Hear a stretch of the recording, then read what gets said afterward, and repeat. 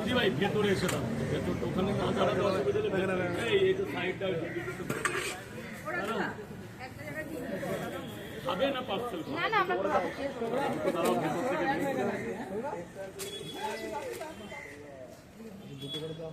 আমার একটা মানে শর্ট ভিডিও করেছে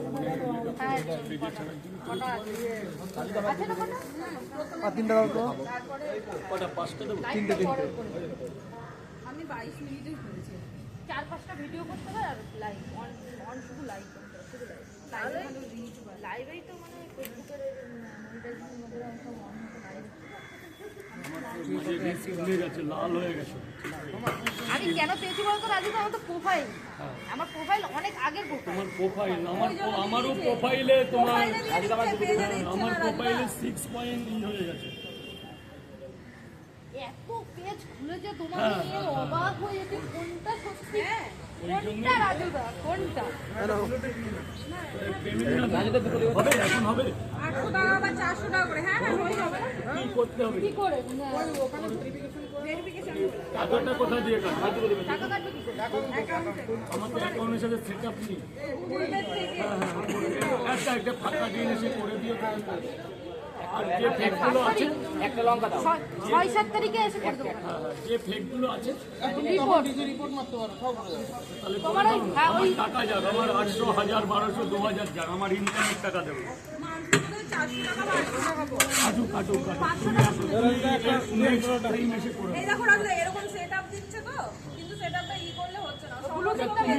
তুমি পারবে তুমি নেক্সট যেদিন আসবে করবে। আচ্ছা তোমার মনিটাইজেশন এসছে ডায়লগটা মারো তো সুবিধা। তোমার মনিটাইজেশন এসছে আপনি এখনো বলো কি? আমার পাড়ার লোক সব জানে আমি বিশাল কিছু হয়ে গেছে। ওটা আরেকটা পেজও আছে এটা কার? আমার না ফেক।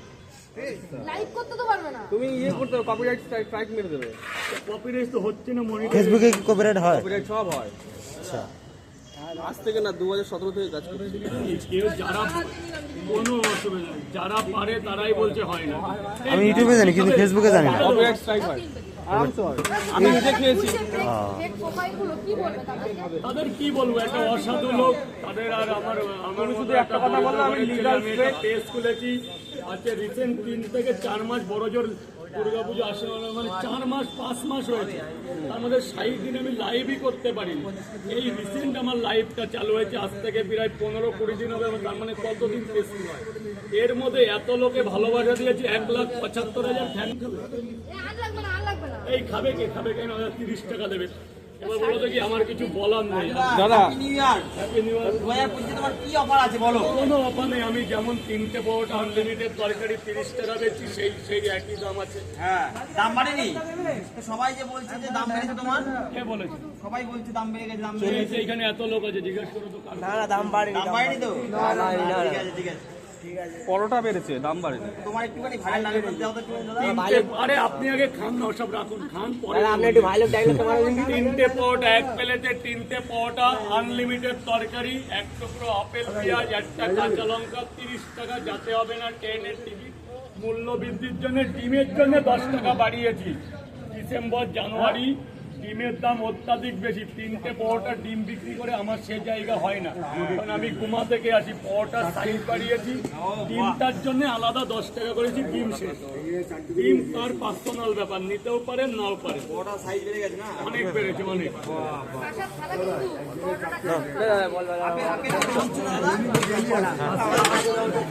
আপেল দিচ্ছ না? 8 কিলো আপেল হয়েছে, 8 কিলো। দুটো দাও তো।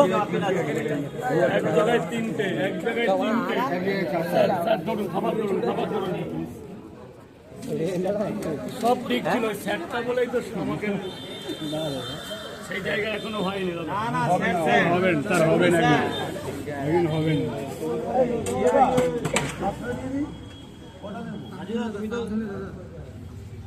দুটো দাও তো রাজা। লাগে না জল নাও, জল নাও দাদা, জল নাও। তরকারি আছে, বাড়ির রোদ থেকে বেশি কেয়ার এখানে করে। হ্যাঁ এটাই তো ভালোবাসা নাকি রাজুদা? আমি তো আমার এটাই ছবি তুলে যাচ্ছে। এই যে আপনার দুটোর জায়গা তিনটে দিয়েছি, একটা রোববারের গিফট দিলাম। গিফট আগের দিনকেও তো গিফট দিলে ঠিক আছে, যত আসবে তত gift। রাজু দাও দেখি এই একটা দিদিভাই আছে, বলো দিদিভাই বলো, দাদা বলো কটা দেবো?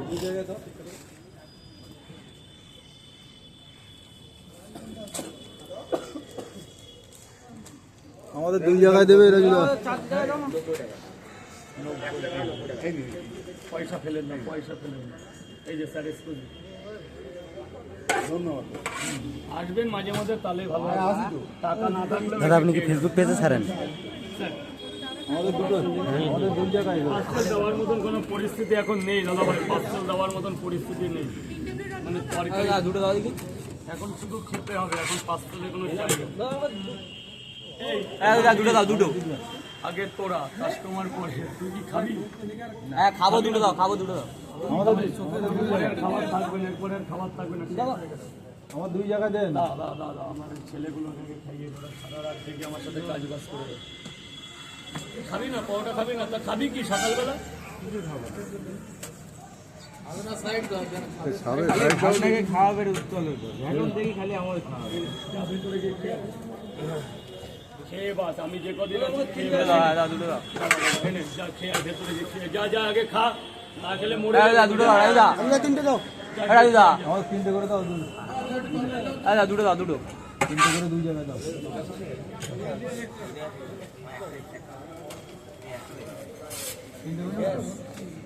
বলো দাদা, দুটো দাও, 3টে করে 2 জায়গায়। খাবেন তো? খাবেন তো? হ্যাঁ দুটো দাও। দুটো 60 টাকা দেবেন। তিনটে 30 টাকা, তিনটে পরোটা আনলিমিটেড তরকারি এখন 30 টাকা হচ্ছে। পরোটাটা খেয়ে দেখুন, এখন আর কেউ দাম দর করে 42 দুটো দাও, দুটো দাও। ময়দার আর কিলো। একটু তরকারি দিয়ে দেন। তরকারি তো কম আছে।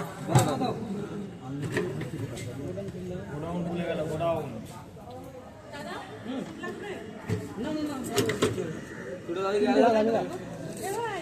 এই বাচ্চারা, স্ক্যানারটা কোথায়? খেয়ে নিস তো? আজ হবে না, চাই। যে তুমি যা দিয়ে খাবে তাই দিয়ে ভালো লাগবে, একদম 4টে কুড়ি করেই আমাদের নিয়ে আসবে। বহরমপুর থেকে দিদিভাই এসে এখন কি ভিডিও চলছে? না হ্যাঁ ভিডিও চলছে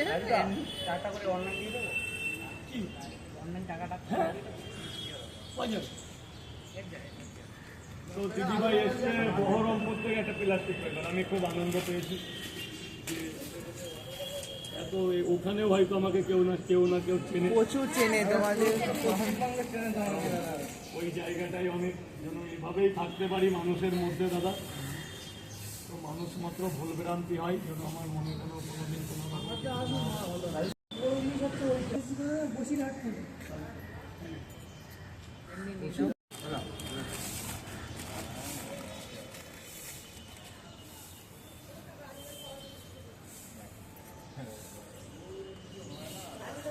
আপনাকে ভিডিও করবে না?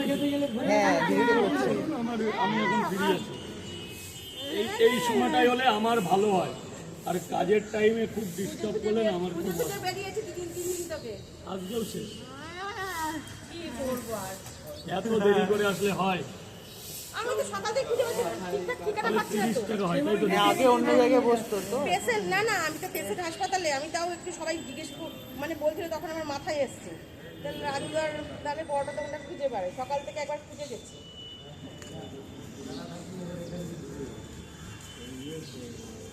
তোর গাড়ি কটায়? যদি তোর আগে গাড়ি হয় তুই কি চলে যাবি? তুমি বলো চলে যাবো, একসাথে যাবো ওখানে দুই ভাই। আচ্ছা ঠিক আছে, ফের আমার ভাই।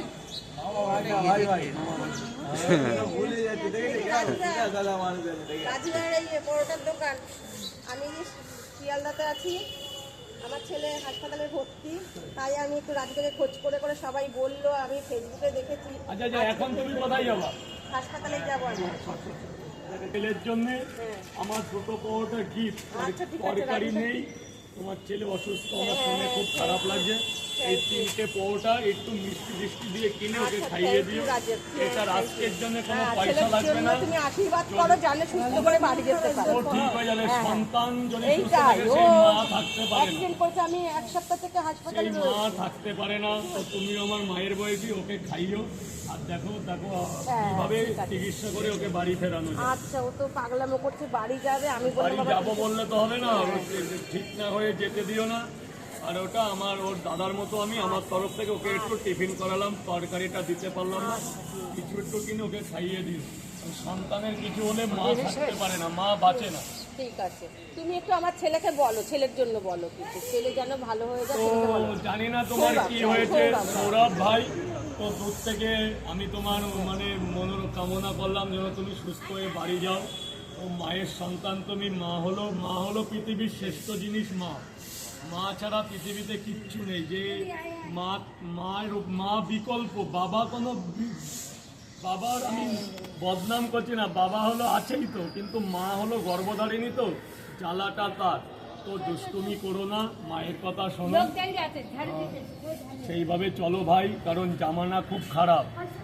যে দুর্দিনের মধ্যে আমরা চলি, আমরা জানি যে পৃথিবীটা কেমন। দুটো পয়সার জন্য আমরা কতটা খাটনি করি, কিন্তু মারে কখনো বুঝতে দিই না যে 10টা বেজে গেছে এখনো কিচ্ছু খাইনি, এক কাপ চা ছাড়া। মা জানে যে আমি অনেক কিছু খেয়েছি, কিন্তু এটাই হচ্ছে মা। তো ভালোভাবে থাকো, ভালোভাবে চলো, আমি এই কামনা করি। আর ভালো হও, ভালোভাবে বাড়ি যাও, মায়ের কথা শুনে চলো। মার আশীর্বাদ থাকলে জীবনে কোনোদিন কোনো বিপদ থেকে তুমি জয়ী হয়ে যাবে। ঠিক আছে বাবা, তুমি অনেক বড় হও। হ্যাঁ, আমার আশীর্বাদ তোমার কাছে রইল।